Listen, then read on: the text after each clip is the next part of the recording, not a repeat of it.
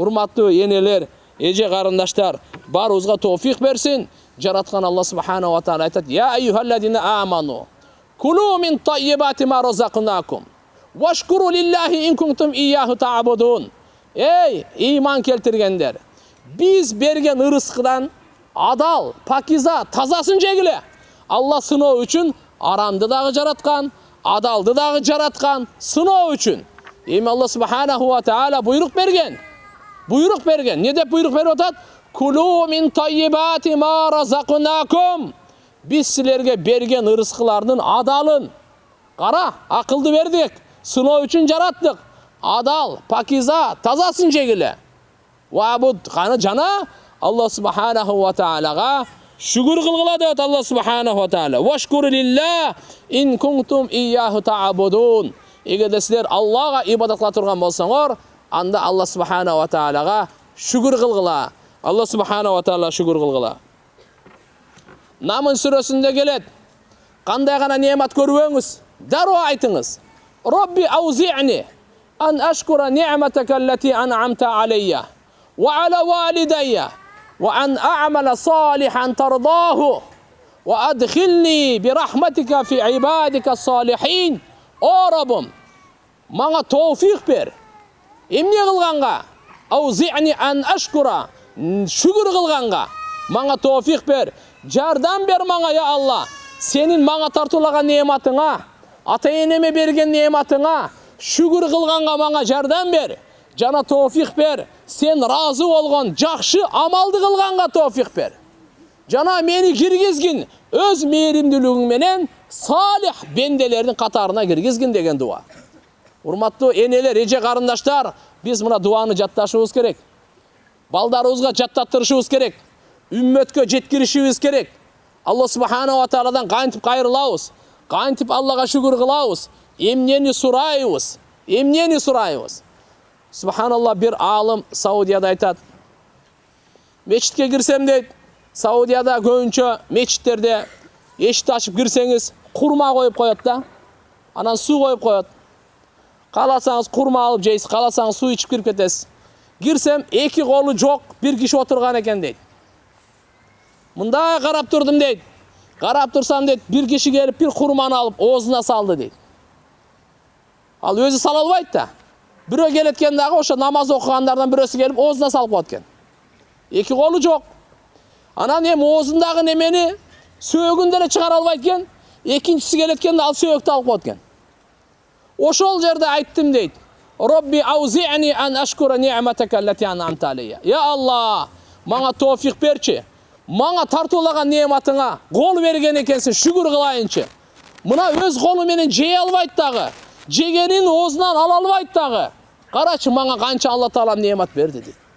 Oşon üçün karap turup Allah subhanahu wa ta'ala sizge salih ene verse şükür kılınız. Salih ata verse şükür kılınız. Salih ayal verse, güyo verse şükür kılınız. Salih farzand verse şükür kılınız. Adaldan sizge mal verse şükür kılınız. Bu Allah subhanahu wa ta'ala bunanday bizge sizlerge bize berip atar. Demek bu jerdegi ayatdagı duaga көңүл buraylı. Rob Allah subhanahu wa ta'ala özü үйrөtүp atat. Kantip suraşыбыз керек Allah'dan. Rabbi auzi'ni an ashkura ni'mataka allati an'amta alayya ve ala validayya. O Rabbim, bana tevfik ber. Emne kılganга? Şükür kılganga. Bana tartulagan nimetlerin var. Esebi jok nimetlerin var. Oşoga şükür kılganga, ya Allah bana tevfik ber. İkincisi, ata-enemizni unutmaylı. Ata-enemizni unutmaylı. Ata-eneme bergen nimetina dagı şükür kılganga bana tevfik ber. Üçüncüsü, salih amal kılganga şükür. Salih amal kılganga tevfik. Sebep degende alımlar aytkan. As-sala şükrün. As-siyam şükrün. Oroza dagı bu şükür. Oroza namaz dagı şükür. Bardık jakşılık bu Allah'ın nimeti eken, buga şükür dep. Salih amalды kılaylı, uşuga Allah'dan jardam suraylı. Ya Allah, men salih amalды kılayın. Salih amal kaysı? Allah'ın elçisi razı olgan amaldar, uşular salih amal dep aytıp kalat anda. Andan keyin Allah Taala'nın mehrimin surap, "Ve adkhilni bi rahmatik." Öz mehrimdүүлүгүң менен meni kirgizgin. Kayaka fi ibadika salihin. Salih bendelerinin katarına koşkun.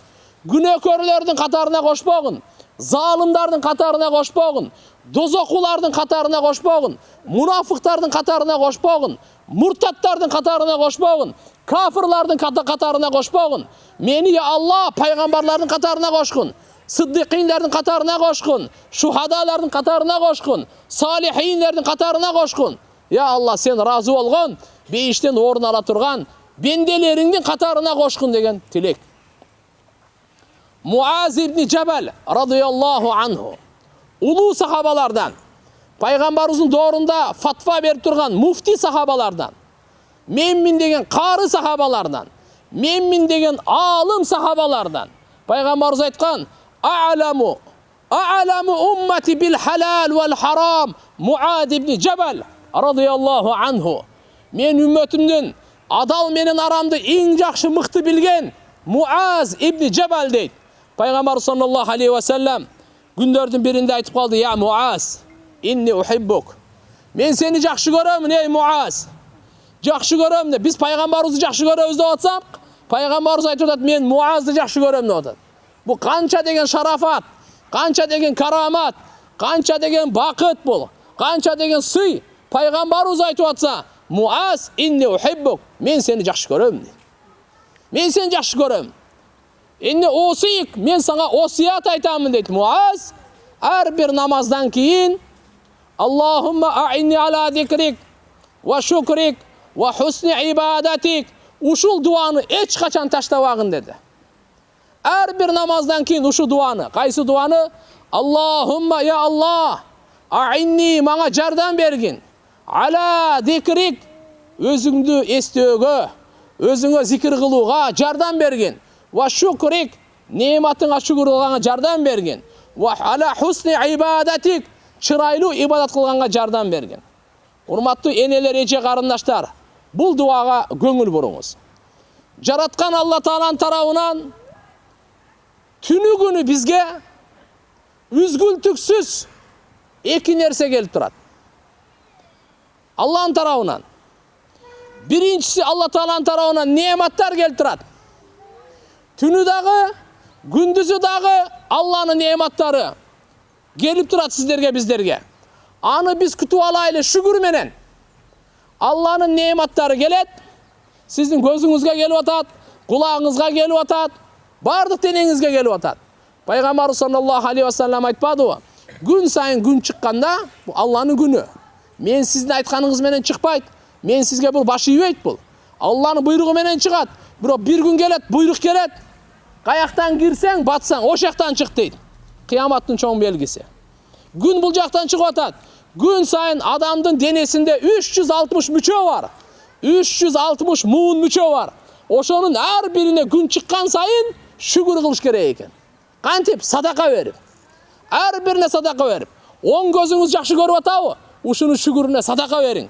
Сол көзүңүз жакшы көрүп атабы бүгүн? Нормальныйбы? Ушунун шүгүрүнө садака бериң. Колдор, манжалар бардык иштеп атабы? Шүгүр кылыңыз. Сол колчу, ооба, оң кулак кандай, сол кулак кандай, өпкө боор, бөйрөк кандай, кыймылыңыз кандай, мойнуңуз кандай, бардыгына 360 муун мүчө күн сайын садака бергиле деп атат. Шүгүр кылып садака бергиле деп атат. Бирок 360га бизге мүмкүнчүлүк жок, 360 сом күн сайын бере бергенге. Анча-мынча байлар бере бериши мүмкүн, бирок жалпы эл андан бере албайт. Пайгамбарыбыз жеңил кылып койду. Зуха, чаш намазын ким 2 рекат намаз окуса, 360 мүчөсүнө садака кылып шүгүр кылгандын сообу берилет деди. Же болбосо субханаллах, альхамдулилlah, Аллаху акбар. Булар дагы ушу садаканын сообу дейт. Унутпайлы мен айтып аткан сөздү. Алланын тарабынан эки нерсе келет. Биринчиси неаматтар келет. Биринчиси неаматтар келет. Ва ма бикум мин ни'матин фа миналлах. Кандай гана силерге неамат жетпесин, ал Алланын тарабынан келди. Ойлобоңуз өзүнөн өзү. Кечеги ден соолугуңуз бүгүнкү эмес. Кечеги. Бүгүнкү ден соолугуңуз кечеки эмес. Бул бөлөк. Билип коюңуз, Алла Тааланын неаматтары жаңыланып турат. Алланын өкүмдөрү жаңыланып турат. Алла Тааланын өкүмдөрү дагы, неаматтары да жаңыланып турат. Кечеги жүрөктүн соккону ал бөлөк. Бүгүнкү жүрөгүңүздүн соккону бул бөлөк. Кечеги укканыңыз бөлөк, бүгүнкү укканыңыз бөлөк. Бүгін көзіңіздің іштеп атқаны бөлек, кечеги бөлек. Күн сайын Алла Таала нематын жаңылай береді. Ошого біз күн сайын шүгүрдү жаңылап турушубуз керек. Күн сайын шүгүрдү жаңылап турушубуз керек. Эми унутпайлы. Пайгамбарыбыздын дуасы. Я Алла Субханала Таала жардам сурап атат. Зикир кылганга, шүгүр кылганга, чырайлуу ибадат кылганга мага жардам бер. Так. Алла Тааланын тарабынан биз эки нерсе келет деп айттык. Биринчиси Алла Субханаху ва Тааланын нематтары келет. Эмне менен тосуп алайлы? Кантип тосуп алайлы Алланын нематын? Шүгүр менен. Шүгүр менен тосуп алайлы. Экинчи, Алланын тарабынан өкүмдөр келет. Өкүмдөр келет, өкүмдөр. Аткарганга буйруктар келет. Ошол Алла Субханаху ва Тааланын өкүмдөрүн биз таат баш ийүү менен күтүп алайлы. Демек, Алла Тааланын тарабынан эки нерсе, нематтар, өкүмдөр. Биз тараптан эки нерсе болсун, шүгүрлөр, баш ийүүлөр. Бизден эки тараптан болсун. Алланын нематтарына шүгүр кылайлы, өкүмдөрүнө баш ийели. Биз инсанбыз. Алла Субханаху ва Тааланын өкүмүн аткарыш үчүн жаралганбыз. Шүгүр кылуу Алланын акысы. Кандай эле таква Алланын акысы. Шүгүр кылуу Алланын акысы. Алла Субханаху ва Таала ошондуктан шүгүрдүн өкүмү важип. Шүгүрдүн өкүмү важип. Алла Субханаху ва Тааладан келген нематтарга биз шүгүр кылганга Алладан жардам сурайлы. Я Алла, сен нематтарыңа мен шүгүр кылганга жардам сураймын. Канчалык мага жардам берсең, ошончолук шүгүр кыла аламын. Так, экинчиси Алланын өкүмдөрүнө аткарганга Алладан жардам сурайлы. Я Алла, сен өкүмдөрүң келет. Мен ошону аткарганга сенин жардамсыз мүмкүн эмес.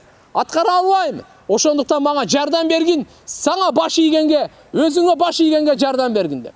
Алланын тофигине жараша шүгүр кыла алабыз. Алланын тофигине жараша Алла Таалага баш ие алабыз. Демек тугандар, мына жердеги Робби Аллахумма аинни ала зикрик. Я Алла, мага жардам бергин. Ала зикрик деген мааниси ала таатик. Өзүңө баш ийгенге, себептен пайгамбарыбыз айткан: "Куллу закирин мутиун." Ар бир зикир кылуучу, ал не? Мути, итаат кылуучу, Аллага баш ийүүчү дейт.